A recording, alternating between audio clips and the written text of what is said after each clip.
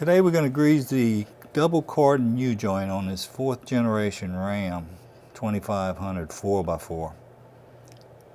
Now just to give you a little perspective as to where we're at, here's the transmission oil pan. Front U-joint over here.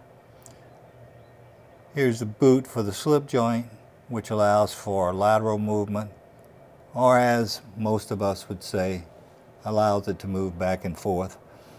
And then over here is the Double Cardan U-joint, which is named after a fellow named Cardan, by the way. And we're going to grease that.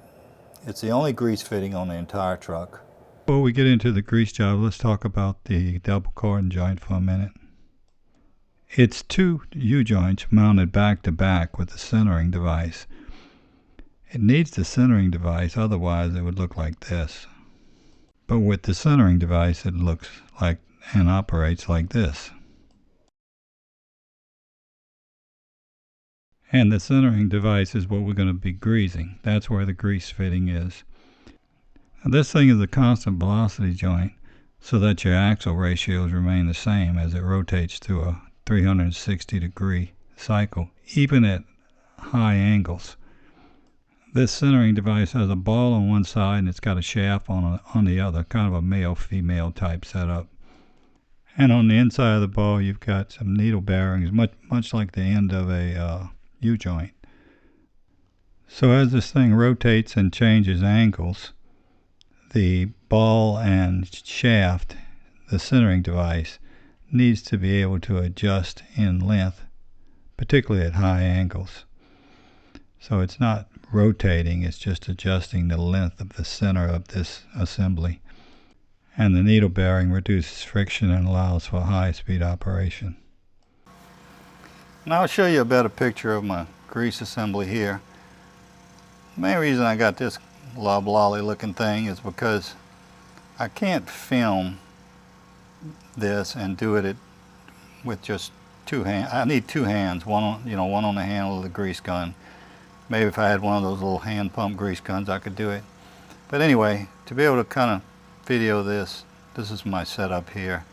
It's an ugly looking thing, this donkey dick here. But the key to it, the real key to doing this, you can't really screw it up. You either do it or you don't. Pump a little grease through your the end of your tip there before you actually start pumping. But you've got to get this in there where it's flat. It's right up against this thing here. If not, and you can feel it. I can feel it when I go over it. And if you don't get it like that, you're just going to see grease pumping around you and not going in. So let's go ahead while we set up right here. I don't know how the camera's looking, but we're going to go ahead and give it a try anyway and see if we can get it to take some grease. Yeah, you see, that's a good pump right there, because it's, oh boy, what a time to run out of grease. Okay, so I wasn't out of grease, I was just had an air leak, long story short.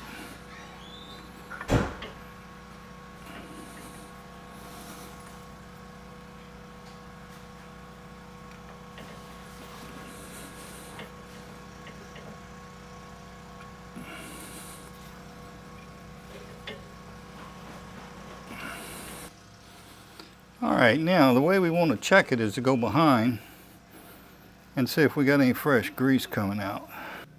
Alright guys, as you can see, we've got some grease coming out the back, which is what we want. About 3 to 4 pumps is all you need. If you don't see grease, roll it around, you may see some coming out the other side. About 3 to 4 pumps is all you want, because you don't want to just continue to pump grease past that seal. There is a rubber seal in there. I think that's going to do it. Hope you got something out of it, guys, and stay safe with this virus and stuff going around. And until next time, adios.